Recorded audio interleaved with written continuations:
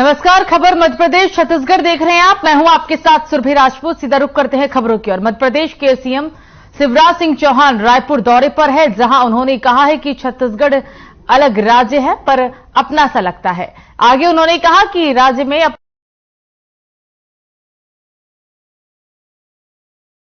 आज आया, बचपन से हम साथ जुड़े हैं और आज मैं बेटी के विवाह में आया हूं।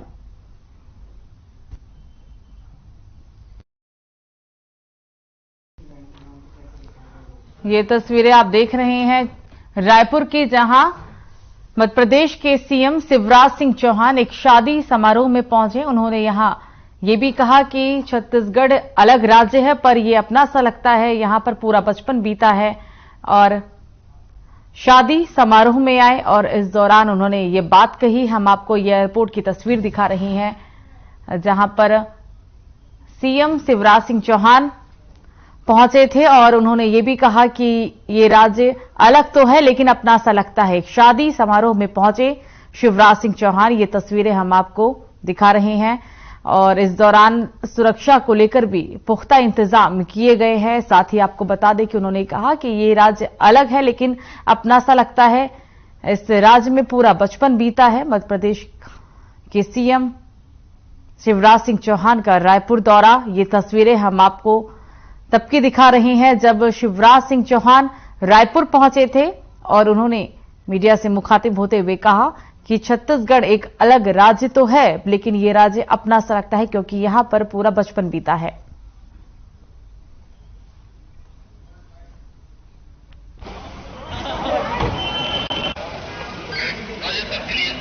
छत्तीसगढ़ अलग है, रायपुर अपना ही लगता है। अपने रायपुर में अपनों के बीच जिनके साथ बचपन से काम किया, ब्रिजमोहन जी के यहाँ बिटिया का विवाह है और बचपन से हम लोग साथ जुड़े युवा मोर्चे का काम करते थे।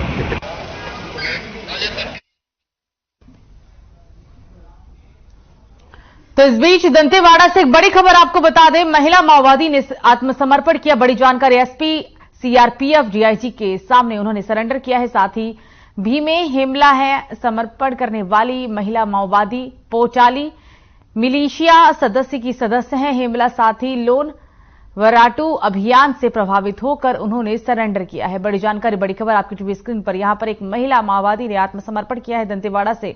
ये बड़ी खबर आपको बता रहे हैं एसपी सीआरपीएफ डीआईजी के सामने उन्होंने आत्मसमर्पण किया। साथ ही आपको बता दें कि इस दौरान उन्होंने पोचाली मिलिशिया सदस्य की सदस्य भी हैं हेमला। लोन वराटू अभियान से प्रभावित होकर उन्होंने आत्मसमर्पण किया है। बड़ी जानकारी दंतेवाड़ा से, बड़ी खबर आपकी टीवी स्क्रीन पर। एसपी सीआरपीएफ डीआईजी के समक्ष उन्होंने आत्मसमर्पण किया। भीमे हेमला इनका नाम है। साथ ही एक अभियान से प्रभावित होकर महिला माओवादी ने दंतेवाड़ा में आत्मसमर्पण किया है। बड़ी जानकारी, बड़ी खबर आपकी टीवी स्क्रीन पर। भीमे हेमला है समर्पण करने वाली महिला माओवादी पोटाली मिलिशिया सदस्य की सदस्य भी है ये, और लोन वराटू अभियान से प्रभावित होकर उन्होंने आत्मसमर्पण किया है। बड़ी जानकारी दिखा रहे हैं आपको, बड़ी खबर दंतेवाड़ा से आपकी टीवी स्क्रीन पर। महिला माओवादी ने एक अभियान से प्रभावित होकर आत्मसमर्पण किया है। हम आपको माओवादी महिला की तस्वीर भी दिखा रहे हैं। लोन वराटू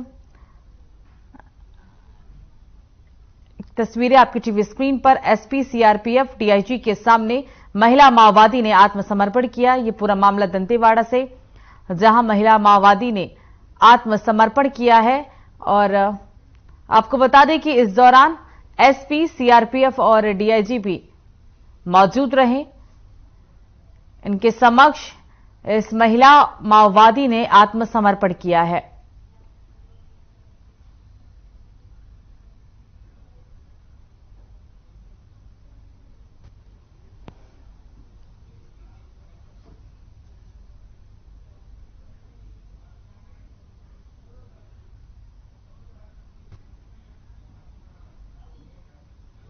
तो खबर कांकेर से, जहां बीएसएफ और डीआरजी पुलिस को बड़ी सफलता हाथ लगी है। बता दें कि इस दौरान आमाबेड़ा इलाके के ये बड़ी कामयाबी आपको बता रही है, जहां पर आमाबेड़ा इलाके के दर्रो खल्लारी और तमोरा के जंगल से 2 नक्सली गिरफ्तार हुए हैं। नक्सलियों के पास से वॉकी टॉकी, नकदी रकम भी बरामद की गई और इनके पास से कुल्हाड़ी और कई नक्सली सामग्री भी बरामद हुई है। बड़ी जानकारी, अहम खबर आपको कांकेर से बता रही है। डीआरजी पुलिस को बड़ी सफलता हाथ लगी। 2 नक्सलियों को गिरफ्तार किया गया। नक्सलियों के पास से वॉकी टॉकी भी बरामद किए गए और काफी हथियार भी बरामद किए गए हैं। हम आपको तस्वीर दिखा रही हैं कांकेर से। ये सारा सामान नक्सलियों के पास से मिला है। 2 नक्सली हत्थे चढ़ चुके हैं और इन दोनों नक्सलियों के पास से ये तमाम सामग्री बरामद की गई है। वॉकी टॉकी भी इन नक्सलियों के पास से बरामद हुई है। कुल्हाड़ी आप देख रहे हैं अपनी टीवी स्क्रीन पर। ये सभी सामग्री जो गिरफ्तार नक्सली हुए हैं उनके पास से बरामद की गई। डीआरजी पुलिस ने ये बड़ी कार्रवाई की। पुलिस को बड़ी सफलता हाथ लगी। 2 नक्सली पुलिस के हत्थे चढ़ चुके हैं और इन दोनों ही नक्सलियों के पास से काफी सामान भी बरामद किया, जिसमें कुछ नकदी, वॉकी टॉकी, कुल्हाड़ी और भी अन्य सामग्री बरामद हुए। कांकेर में बड़ी कार्रवाई की गई। 2 नक्सली पुलिस के हत्थे चढ़े। नक्सलियों के पास से वॉकी टॉकी भी बरामद किया गया। 2 कुल्हाड़ी भी है। तस्वीरों में आप देख सकते हैं। डीआरजी पुलिस ने यह बड़ी कार्रवाई की और इस दौरान 2 नक्सलियों को गिरफ्तार किया गया। कांकेर से यह पूरा मामला। नक्सलियों के पास से वॉकी टॉकी बरामद कर ली गई है। कुछ नकदी भी, कुछ नगद कैश भी इन नक्सलियों के पास था, जिसे बरामद किया गया। कुल्हाड़ी भी आप देख रहे हैं टीवी स्क्रीन पर और साथ ही कुछ और भी सामान नक्सलियों के पास था, जिसे बरामद कर लिया गया है। और सबसे अहम बात, इसमें 2 वॉकी टॉकी भी हैं। डीआरजी पुलिस ने ये बड़ी कार्रवाई की। डीआरजी पुलिस ने कार्रवाई के तहत 2 नक्सलियों को गिरफ्तार किया और इन नक्सलियों के पास से ये सारा सामान बरामद किया गया है, जिसमें 2 वॉकी टॉकी भी हैं।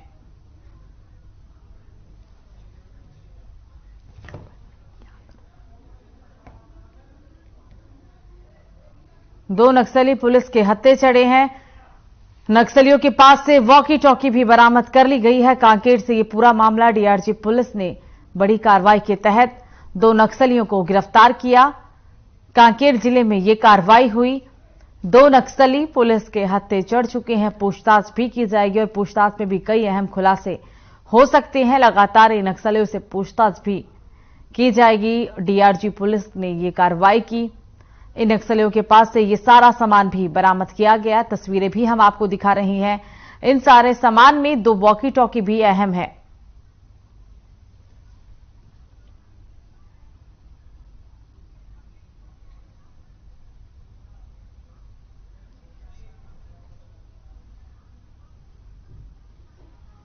नक्सलियों के पास से वॉकी टॉकी बरामद कर ली गई है। डीआरजी पुलिस ने ये बड़ी कार्रवाई की, जिसके तहत 2 नक्सली पुलिस के हत्थे चढ़ चुके हैं।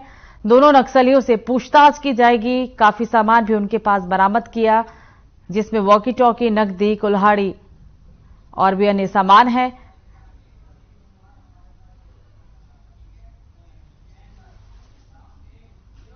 और इस खबर पर ज्यादा जानकारी के साथ फोन लाइन पे हमारे संवाददाता प्रदीप कुमार जुड़ गए हैं। प्रदीप, ताजा अपडेट बताएं, क्या फिलहाल इस पूरे घटनाक्रम को लेकर ताजा अपडेट है?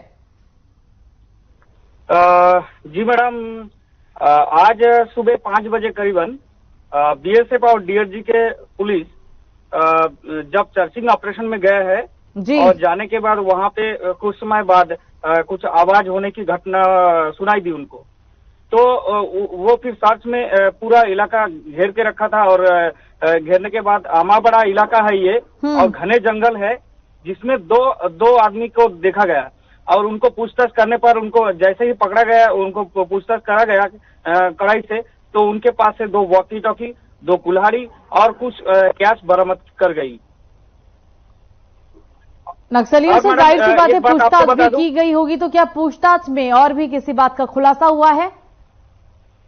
जी मैडम, एक बात उनको ऐसा कहना है कि बड़ी वारदात को अंजाम देने के लिए वो सर्चिंग कर रहा था। जो नक्सली पकड़े गए हैं उनका ये कहना है कि हमारे जो हम संतरी ड्यूटी कर रहे थे वो, ताकि बड़ा घटना को अंजाम दे सके। जैसे बीएसएफ सुबह निकलती है, अपने ड्यूटी में निकलते हैं, तो एक बड़ी घटना हो सकती थी, जिसको बारीकी से हमारे पुलिस के संज्ञान में लेके बीएसएफ और डीआरजी दोनों बड़ी एक सफलता इनको प्राप्त हुई है। जो आज सुबह की घटना है। बिल्कुल प्रदीप, तमाम जानकारी साझा करने के लिए आपका शुक्रिया।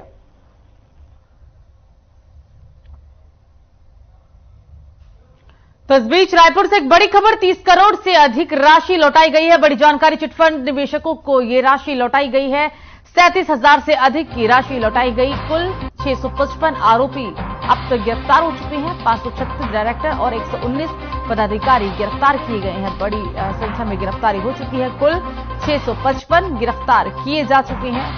चिटफंड के निवेशकों को राशि ये लौटाई गई। चिटफंड निवेशकों को 37,000 की राशि लौटाई गई और इसमें आपको बता दें कि 37,000 से भी अधिक की ये राशि है। कुल 655 की गिरफ्तारी हुई, जिसमें 536 और बाकी जो है वो तमाम पदाधिकारी हैं। 130 करोड़ से भी ज्यादा का ये मामला था और 37,000 से अधिक की राशि लौटाई जा चुकी है। कुल 655 आरोपी गिरफ्तार हुए हैं। 536 डायरेक्टर, 119 पदाधिकारी इसमें गिरफ्तार हुए हैं। रायपुर में 30 करोड़ से अधिक की राशि अब तक लौटा दी जा चुकी है। चिटफंड निवेशकों को राशि लौटाने का सिलसिला लगातार चल रहा है और इसी के तहत अब तक कार्रवाई भी की गई। कुल 655 लोगों की गिरफ्तारी हुई, जिसमें से 536 डायरेक्टर हैं और बाकी पदाधिकारी हैं। बड़ी जानकारी, बड़ी खबर आपकी टीवी स्क्रीन पर। रायपुर से 37,000 से अधिक की राशि लौटाई जा चुकी है। तो छत्तीसगढ़ के बीजापुर जिले में माओवादियों ने बीजेपी मंडल के अध्यक्ष नीलकंठ कक्केम की बेरहमी से हत्या कर दी है। साथ ही बता दें कि इस दौरान घटना 5 फरवरी यानी कि रविवार को पैकराम गांव में हुई है। हत्या के बाद उनका अंतिम संस्कार करने के दौरान मौके पर बीजेपी के पूर्व मंत्री महेश गागड़ा, बस्तर संभाग प्रभारी वेंकट के साथ ही बीजेपी के सारे कार्यकर्ता भी पहुंचे। अंतिम विदाई में रस्म अदा की और परिवार को ढंढा बांधा, साथ ही सांत्वना भी दी है। इस मौके पर पूर्व मंत्री महेश गागड़ा ने की आंखों में आंसू भी आ गए। मंडल अध्यक्ष को राजनीतिक पार्टी मंडल अध्यक्ष को खोकर कहीं ना कहीं राजनीतिक पार्टी सदमे में है।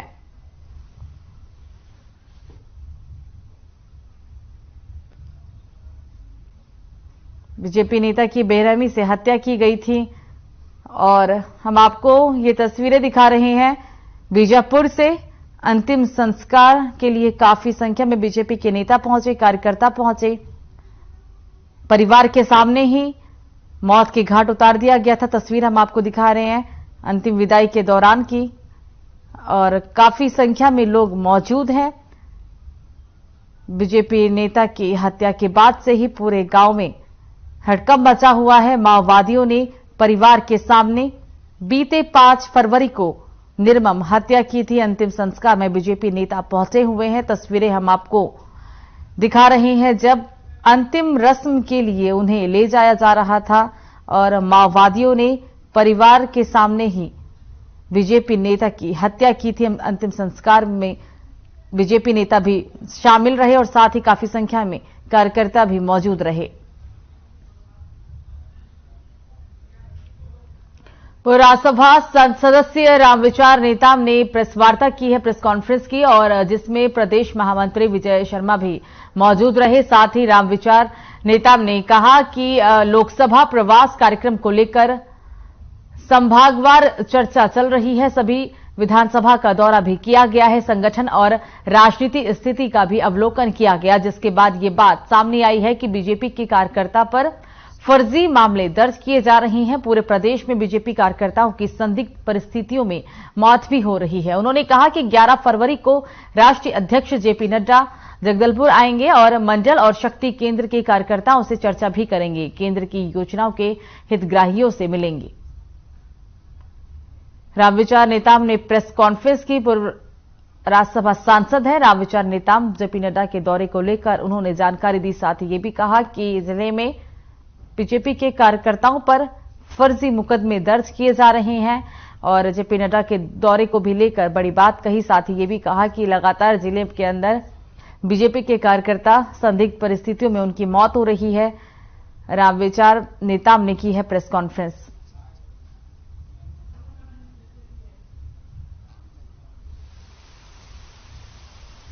यदि आक्रोश है सरकार का ये जो भ्रष्टाचार चल रहा है, आकंठ भ्रष्टाचार, सामूहिक भ्रष्टाचार, सामूहिक लूट, इस खजाने की लूट, जमीनों की लूट, जंगल की लूट, बेशकीमती जमीनों जो शहरी क्षेत्रों में है, रातों रात जो है तंबू खड़ा हो रहा है, बिल्डिंग बन जा रहा है। इसको जनता जो है बहुत इससे आक्रोशित है। ग्राम पंचायतों का अधिकार को छीन लिया गया। 15 फाइनेंस के पैसे का डाका डाला जा रहा है। तो बेमेतरा जिले के सखी सेंटर में हिंदू युवती को नशीला पदार्थ खिलाकर शादीशुदा मुस्लिम युवक ले भागा था और जिसकी परिजन ने 22 जनवरी को गुमशुदगी की रिपोर्ट भी दर्ज कराई थी, जिस पर कार्रवाई करते हुए सिटी कोतवाली ने युवक युवती को दुर्ग से पकड़ लिया है। आरोपी मुसलमान युवक ग्राम बीरमपुर का रहने वाला है और इससे पहले भी उसी गांव से 7 युवती को और भगा लेने की भी बात सामने आई है। वहीं पूरा मामला बेमेतरा थाना क्षेत्र का बताया जा रहा है। पुलिस मामले की कार्रवाई में जुट गई है और बता दें कि बेमेतरा में एक मुस्लिम युवक, शादीशुदा ये युवक है, एक हिंदू युवती को ले भागा था। हालांकि 22 जनवरी को परिवार वालों ने मामला भी दर्ज कराया था, एफआईआर दर्ज कराया था। अब दुर्ग जिले से दोनों को ही बरामद कर लिया गया है। 22 जनवरी से गुमशुदा थी युवती।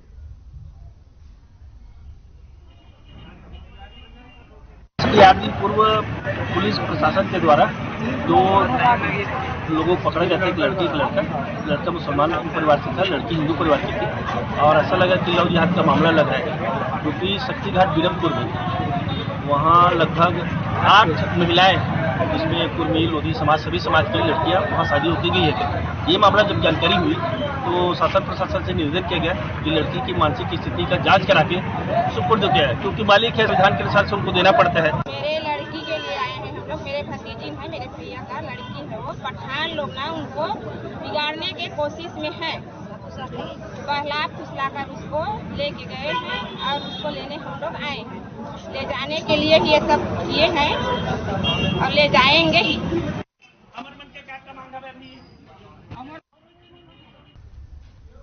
खबर बीजापुर से, जहां जिले के अंतिम छोर बेलाडीला की पहाड़ी से लगे गांव सालों से लाल पानी के गंभीर संकट में है। बता दें कि पिनकोड़ा बंजरा पारा के ग्रामीण पीने के पानी के लिए झरने और नदी के आसरे हैं। बंजारा पारा में एकमात्र बोरिंग है जिसमें से लाल पानी निकल रहा है, जो पीने के लायक बिल्कुल भी नहीं है, जिसके चलते ग्रामीण डरे हुए हैं और बच्चे भी यहां पर बीमार पड़ रहे हैं।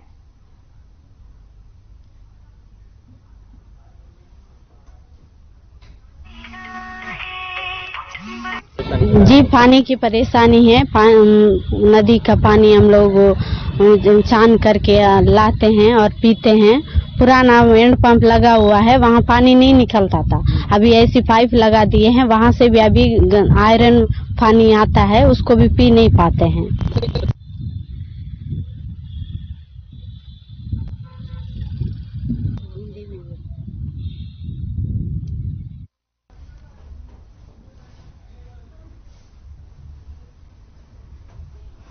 पूरा मामला बीजापुर से। गंदे पानी की वजह से लोगों को काफी परेशानी का सामना करना पड़ रहा है। गांव में पानी का संकट।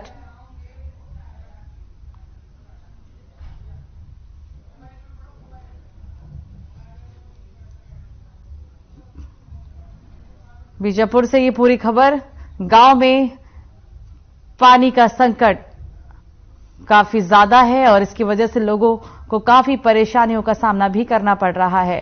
बता दें कि गंदे पानी को पीने की वजह से यहां लोग बीमार भी हो रहे हैं और साथ में ये भी कहा जा रहा है कि पानी की समस्या गांव में निरंतर है और इसकी वजह से बच्चों को काफी परेशानियों का सामना करना पड़ता है। इस पानी को पीने के बाद बच्चे भी बीमार पड़ जाते हैं। आप तस्वीरों में देख सकते हैं कि किस तरीके से एक महिला पानी को स्टोर करती हुई नजर आ रही है और साथ ही गंदा पानी है, ये महिलाओं की शिकायतें भी है।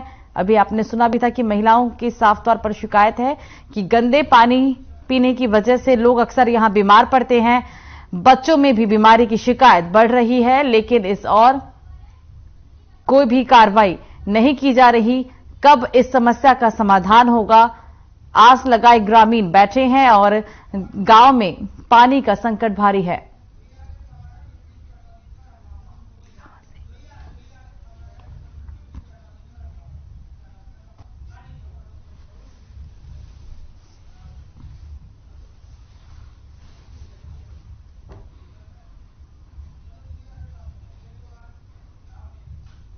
खबरों में आगे बढ़ेंगे, बात करेंगे अब छुरिया की, जहां पर बिजली कटौती के ऊपर हंगामा हुआ है। बिजली कटौती को लेकर हंगामे की तस्वीर छुरिया से देखने को मिली और जहां पर आपको बता दें कि इस दौरान छुरिया में नगर क्षेत्र में सुबह से ही बिजली कटौती लोगों की समस्या बनी हुई है। पूरे दिन में 4 से 5 बार कटौती की जा रही है। दिन भर ये स्थिति बनने से लोगों को काम करने में काफी परेशानी हो रही है। विद्युत व्यवस्था भी सुचारू रूप से नहीं चल पा रहा। ऐसे में समस्या से यहां पर लोग गुजर रहे हैं और साथ ही ये भी कहा जा रहा है कि काफी बार अधिकारियों को इससे अवगत कराया गया, लेकिन अधिकारी इस ओर ध्यान बिल्कुल भी नहीं दे रहे। पूरा मामला छुरिया से बिजली कटौती को लेकर लोग काफी परेशान हैं। तो दंतेवाड़ा में लोगों को प्रधानमंत्री आवास योजना का लाभ मिल रहा है और योजना से लाभान्वित हुए हितग्राही रुपेश ने बताया है कि वे पहले कच्चे मकान में रहते थे। मिट्टी से बना घर उनकी शादी में बांधा बन रहा था और ये भी बता दें कि आय का भी कोई जरिया नहीं था, लेकिन इस योजना से उन्हें आज पक्की छत मिल गई। आवास बनने के बाद रुपेश की शादी भी हो चुकी है। योजना से मिले आवास में आज उनके बच्चों का भविष्य संवर रहा है। वे बताते हैं कि नगर पालिका के माध्यम से इस योजना के बारे में पता चला। 2018-19 में स्वीकृत से आज शासन प्रशासन द्वारा उनकी दशा सुधारने के लिए सकारात्मक प्रयास भी किया गया, जिसके फलस्वरूप आज उनका खुद का आवास है।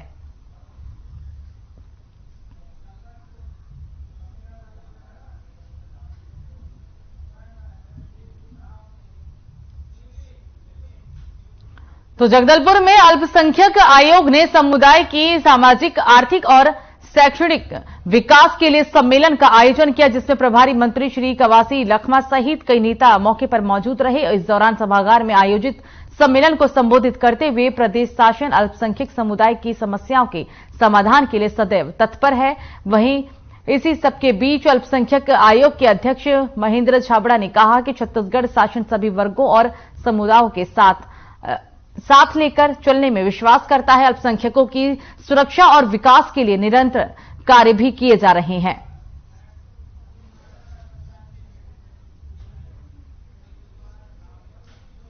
केसीजी के अंतर्गत आने वाले जिले पंचायत के सरपंचों ने बताया है कि 15वें वित्त राशि से ग्राम पंचायतों को ऑनलाइन भुगतान नहीं हुआ, जिससे कि काफी लोग कर्जे में आ गए। दुकानदार और मटेरियल वाले ब्याज सहित राशि की मांग कर रहे हैं। साथ ही दुकानदार अब उधार देने से भी मना कर रहे हैं। दूसरी ओर मजदूरी सहित अन्य कार्य का भी भुगतान नहीं होने की वजह से मजदूरों में भी काफी नाराजगी है। इस दौरान सरपंचों ने हड़ताल कर एक साथ सामूहिक इस्तीफा देने की भी चेतावनी दी है। जी, हम लोग सरपंच लोग का बहुत दिनों से 3-4 महीने से लगभग 15 वित्त का जो भुगतान होना है वो अभी तक के हो नहीं रहा है। सभी सरपंच इससे परेशान है। पूरा खैरागढ़, सुखदान, गंडई स्वच्छ हम लोग सभी लोग काम करा चुके हैं और सभी सरपंच कर्ज में डूबे हैं। मटेरियल वाले वेंडर लोग परेशान कर रहे हैं कि भाई पैसा कब दोगे, लेबर लोग परेशान कर रहे हैं। तो सरपंच लोग काम करा चुके हैं, पैसा उनके पास है ही नहीं, पेमेंट हो नहीं रहा है, तो कहां से पैसा देगा।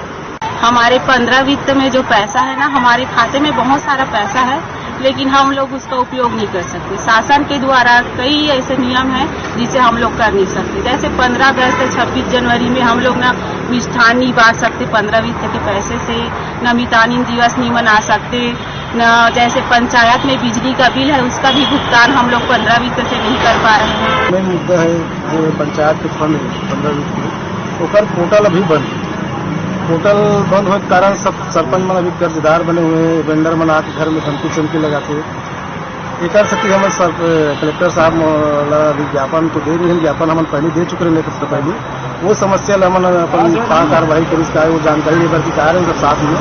कलेक्टर साहब को कहना है कि भी प्रोसेस। बुरहानपुर कलेक्टर एक युवा कलेक्टर जो कला और संगीत को भली भांति पहचानती है, जिसके चलते अनिल पटले नामक युवक ने उनका भव्या मित्तल प्रोटेट बनाया है और कलेक्टर को गिफ्ट भी किया है। बुरहानपुर जिला कलेक्टर वैसे तो युवा महिला है और साथ ही साथ चाहे पर्यटन का क्षेत्र हो या फिर संगीत का, वो किसी भी क्षेत्र को सही से पहचानती हैं। जहाँ तक मुझे कला का थोड़ा बहुत ज्ञान है, मुझे लगता है कि एक अच्छा आर्टिस्ट या फिर कला के जो क्षेत्र में जो भी व्यक्ति होते हैं वही एक अच्छे कलाकार को पहचान सकते हैं। इसलिए मैंने स्पेशली जो हमारी कलेक्टर मैम है उनका ही बनाया, क्योंकि वो खुद एक सिंगर है तो कला के लिए वो खुद अच्छी पहचान दे सकती है। इसलिए मैंने उनका एक छोटा सा पोर्ट्रेट बना के उनको मैंने गिफ्ट किया है। आई होप उनको बहुत अच्छा लगा है और मुझे भी काफ़ी खुशी है उनसे बात करके।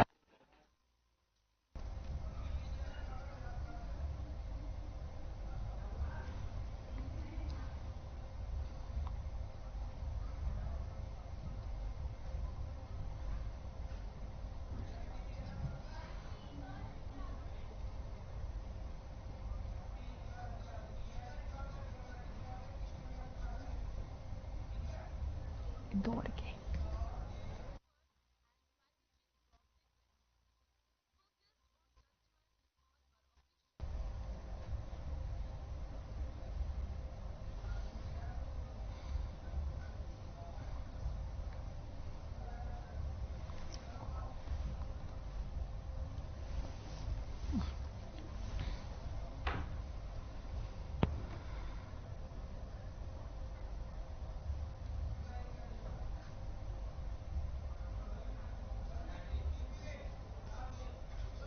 तो इंदौर के किशनगंज थाना क्षेत्र के पिगडंबर गांव से कांग्रेस नेता विजेंद्र चौहान के भतीजे हर्ष सिंह चौहान का अपहरण हो गया है, जिसके बाद अपहरणकर्ताओं ने परिवार से 4 करोड़ फिरौती की मांग भी की है और बच्चे की हत्या कर सिमरोल थाना क्षेत्र के जंगलों में फेंक दिया है। फिलहाल पुलिस ने मामले में 2 आरोपियों को गिरफ्तार किया और मामले पर आगे की कार्रवाई भी जारी है। वहाँ पे श्री जितेंद्र चौहान जी रहते हैं। इनका एक पुत्र था 7 वर्ष का हर्ष, तो कल 6:30 बजे कहीं चला। क्योंकि इनका बड़ा परिवार है, 80-85 लोग हैं, तो पूरे परिवार के लोग उसको तलाश कर रहे थे। इसी दौरान लगभग 8 बजे एक फोन कॉल आया कि भाई आपका बच्चा हमारे कब्जे में, 4 करोड़ रुपए आप दे दिए, नहीं तो आपके बच्चे नहीं करेंगे। तो इंदौर में 4 महीने पहले 7 साल के मासूम बच्चे की चाकू से गोद कर निर्मम हत्या कर दी गई थी, जिस पर पॉक्सो कोर्ट ने दोषी को मौत की सजा सुनाई है। बता दें कि मामले में आरोपी के खिलाफ 23 गवाह पेश किए गए थे। इसमें छोटे बच्चों के बयानों के साथ ही सीसीटीवी फुटेज और हत्या में इस्तेमाल किया गया चाकू भी सबूत के तौर पर रखा गया था और जिसके आधार पर आरोपी को मौत की सजा सुनाई गई। प्रोसिक्यूशन ने कराया, प्रोसिक्यूशन ने गवाह 23 साक्ष्यों को गुजारा। इसमें प्रोसिक्यूशन ने, क्या उसमें परिवार के लोग भी थे और बाहर के लोग भी थे? हाँ, जो घर के थे, मोहल्ले के थे, पुलिस के थे, सारी इसमें गवाह, इंडिपेंडेंट गवाह भी थे। सभी 23 आई विटनेस तो उसमें था ही, एक छोटा सा बच्चा था और बाकी लोगों ने देखा, तो कुल 23 गवाह इसमें प्रोसिक्यूशन ने गुजारे थे। तो फिलहाल खबरों में मुझे दीजिए इजाजत, नमस्कार।